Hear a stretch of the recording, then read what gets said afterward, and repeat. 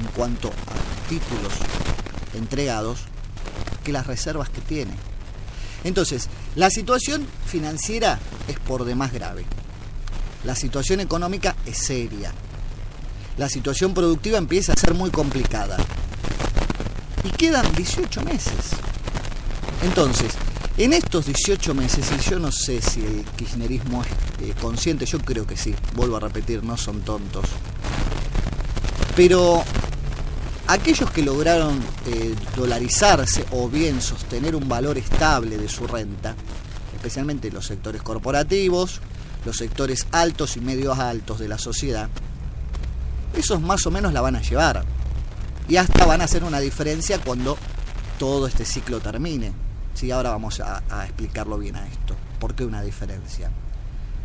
Pero de los sectores medios hacia abajo, sectores medios bajos y bajos, que no tienen posibilidad de mantener estable el valor de sus ingresos ni de su renta, a esos solo les cabe estar peor. Y cada vez son más conscientes de eso. Escuchábamos, como dije, a Margarita Barrientos cuestionar fuertemente aún los planes sociales que a la gente la mantienen en la pobreza. Y esto es algo que podemos hablar con cualquier persona que viva en un barrio marginado de la ciudad de Buenos Aires. Detestan a los punteros, detestan a la política que los quiere someter, arriar como ganado.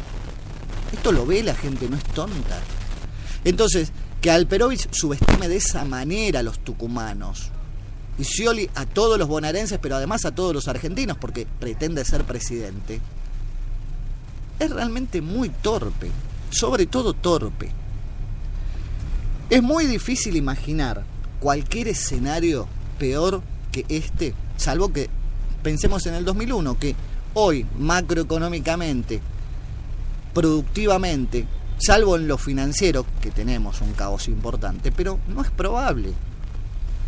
Y ahora viene un poco la explicación, que no es nada más que una hipótesis, por supuesto, no es la verdad revelada, pero la explicación a por qué van a hacer una diferencia aquellos que se pudieron mantener en un valor estable como el dólar, y por qué 2016 puede cambiar drásticamente todo. Por un sencillo motivo, los que dolarizaron, sobre todo la gran fuga de dólares, esto compartí para que analicen el concepto, un discurso de la presidenta del año 2012, donde dio detalles que ella los vio como un logro de gestión, lo vio como de qué cepo al dólar me hablan. Esa fue la frase de Cristina, y esa era para Clarín, obviamente. Pero en realidad lo que mostró fue una falencia grave de la gestión. En primer lugar, hizo todo un resumen de los dólares que habían salido de la economía argentina, incluso de las reservas, en el año 2012. Este discurso es de noviembre del 2012. Y no sé si escuchan ruidos, pero está pasando una barra hacia la cancha de Huracán, una barra brava importante, muchos, la verdad. Bueno, si se escuchan los ruidos, perdonen. Hay mucho griterío por detrás. Y la presidenta dio todo este resumen, y todo sumaba más de 80.000 millones de dólares en 6 meses. En ese momento el Banco Central tenía 43.000 dólares de reserva. Hoy tiene menos de 28.000 millones. Pero dio otra suma alarmante, y esto siempre lo debatimos con los militantes kirchneristas. ¿Y a qué me refiero? A el giro de las grandes corporaciones a sus casas matrices. Y la presidenta dijo en ese momento algo que la condenó. Lo compartí varias veces aquí en los comentarios. Voy a poner el audio para que puedan compartirlo. Abajo en los comentarios lo van a escuchar. Un podcast en Blevi, muy cortito es. Pero ahí muestra a la presidenta, estos son textuales palabras de ella. Dice, en la década de las buenas señales, por la década de los 90, las grandes multinacionales giraron a sus casas matrices 18.000 millones de dólares. Y en esta, que teóricamente es una década progresista, camino al socialismo y demás, giraron 46.000 millones de dólares. O sea, del 2003 al 2011, según un informe del Banco Central, esto lo expresó la presidenta, habían girado 3 veces lo que todo el dinero que pudieron girar en la década menemista. Ella lo presentó como un logro. Y en realidad no hablan mucho de logro, porque las empresas multinacionales habían logrado girar al exterior más de lo que en ese momento tenía el Banco Central, pero hoy es el doble, porque perdió la mitad de las reservas del Central en este año y medio o 2.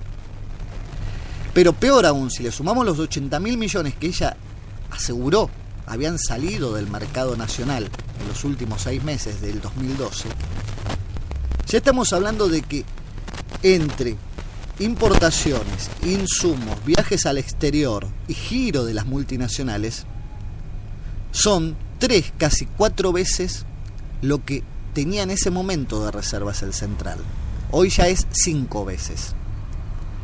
Es realmente muy serio lo que la presidenta misma le dijo a toda la sociedad. Pero esos que sacaron los dólares, sobre todo los sacaron con un valor entre 4.80 y 6.50. Entonces, si realmente la inflación no se dispara en 2015, si hay una inflación como la de este año o un poco menor, si logran frenar esto, aunque sea con recesión, aunque sea con el tan temido ajuste, ¿no?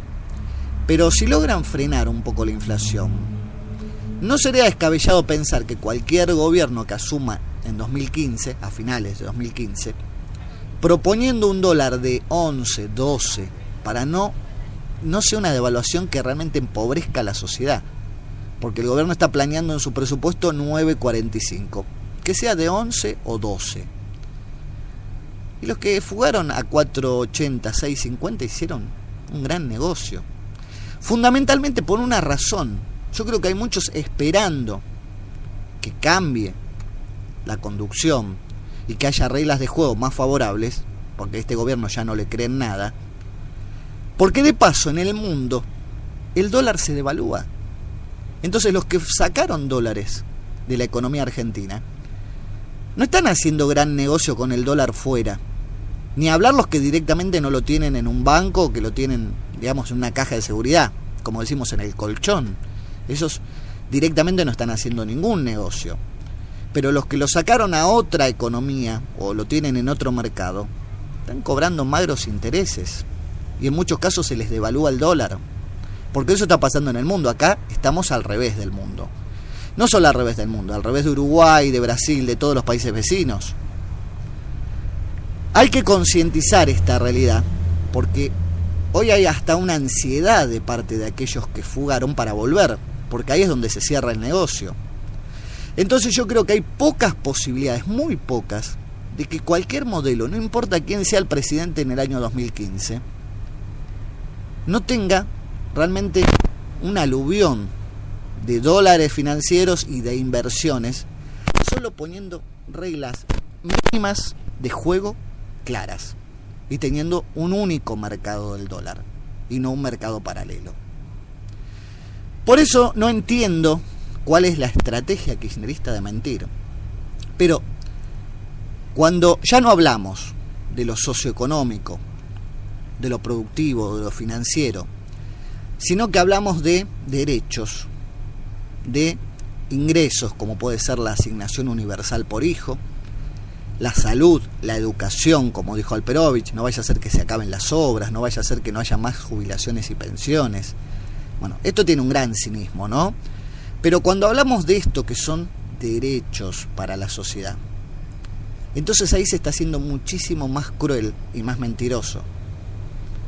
Porque los derechos no deben depender de un político. Un político no es un enviado de Dios. Los derechos son derechos y son derechos consagrados. Ahora, ¿por qué los tres? Porque Alex Freire también la mencionó. Scioli hizo foco en eso. Y Alperovich hizo foco en eso, en la asignación universal por hijo. ¿Por qué los tres mencionaron la asignación? Scioli fue más allá y habló de YPF. Y dijo que, esto lo que me parece es una burrada jurídica lo que dijo Scioli, pero bueno, vamos a analizarlo.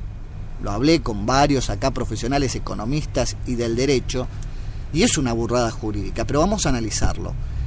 Dijo que podrían devolver YPF a Repsol. Y la verdad que si lo analizamos desde el punto de vista de la sociedad, si esto fuera posible, que Repsol no nos va a aceptar eso ni loco, pero si esto fuera posible, sería maravilloso. Nos salvaríamos de pagar 11.000 millones de dólares de una marca, de una firma, de una sigla. Eso fue lo que se compró de YPF. ¿Y por qué digo esto? Lo volqué en muchas columnas, incluso consulté a gente experta en petróleo para esto, experta en macroeconomía. Estatizar YPF fue uno de los peores errores, pero tenían que tapar otra serie de errores o temas ocultables. ¿Y por qué digo esto? Porque YPF funcionó bien hasta que Néstor Kirchner incluyó al socio argentino sin inversión. En ese momento pensamos que sin inversión, sin dinero, con un 25% de participación. Ese socio, que no era argentino porque la empresa está radicada en Australia, Grupo Petersen de Eskenazi, se hizo del 25%. Entonces la primera pregunta era, ¿Eskenazi era Eskenazi o era un testaferro de alguien? Está la primera. Después supimos, porque al momento de la estatización vino Carlos Slims y lo reclamó, que Carlos Slims había puesto un 9% de ese dinero. Bueno, pero nunca supimos en qué quedó la situación de Eskenazi. Ni aún hoy lo sabemos. Ni siquiera sabemos quiénes son los socios de YPF. ¿Eskenazi será un testaferro de alguien más? Bueno, todas estas preguntas nadie las contestó. Pero el Estado Nacional es dueño del 51% de una marca. Y para esto tenemos que volver a los 90. Cuando se privatizó el petróleo, los contratos de las privatizadas estas incluían cláusulas de recensión, de quita de concesiones. Y no olvidemos que los recursos son de las provincias por la Constitución del 94. Los recursos, el petróleo, es de las provincias, no de la nación. Entonces, ¿las provincias podían quitar concesiones? Sí. No había exploración, si la explotación no era la suficiente, si se estaba trabajando mal, si no había reinversión. Por todas estas razones se podían quitar concesiones. Si en lugar de haber comprado o haber estatizado, ¿sí? Pero se terminó comprando porque se va a pagar 11.000 millones de dólares a YPF, las provincias, solo por aquella trompa del elefante que describió Cristina, la caída en las reservas, hubieran quitado concesiones, tranquilamente en su lugar podía ponerse a explorar y a explotar Enarsa, que era una empresa estatal argentina fundada por Néstor Kirchner. Y no era necesario estatizar, ni expropiar, ni pagar YPF. Y esto lo consulté con gente experta en petróleo y me lo aseguraron. YPF, si le quitaban concesiones de ninguna manera, iba a retirar las estructuras, porque era más caro sacarlas que dejarlas. Entonces Enarsa se hubiera podido hacer hasta esas estructuras, o se podría haber asociado, como está haciendo ahora la YPF, mitad nacional y mitad privada, con otras empresas petroleras. Entonces realmente lo que se estatizó de YPF fue un edificio y las estructuras que están en las provincias, nada más. Porque las provincias tranquilamente le podían haber quitado las concesiones y dárselas a Enarsa, que ya era una empresa consolidada, ya teníamos una firma. ¿Para qué comprar otra? Comprar historia, comprar un mito.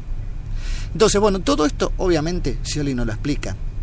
Pero se nos está yendo el programa y quiero cerrar con esto. Con respecto a la asignación universal, que fue donde hicieron foco todos, si realmente el kirchnerismo, que aparte hay que hacer una aclaración de esto, tiene mayoría en las dos cámaras, en diputados y en senadores, si el kirchnerismo cree que con la oposición se corre riesgo de que la gente pierda el derecho, porque es un derecho, ¿sí?, la asignación universal por hijo, entonces lo que deberían hacer es aprobar la ley, porque hoy está por decreto. Hoy la asignación universal por hijo está por un decreto. Si ellos consideran que es un derecho, que la aprueben como ley y les va a quedar el derecho a la gente.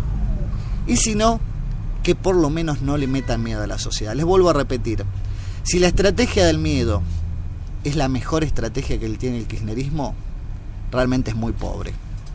Pero quizá no le queda otra que meter miedo, ¿no?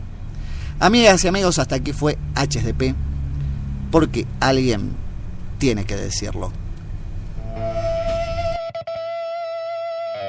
Habla para todo el país, de todos los argentinos, la doctora Cristina Fernández de Kirchner. Jóvenes que no están enojados. Además, efectivamente, banderas.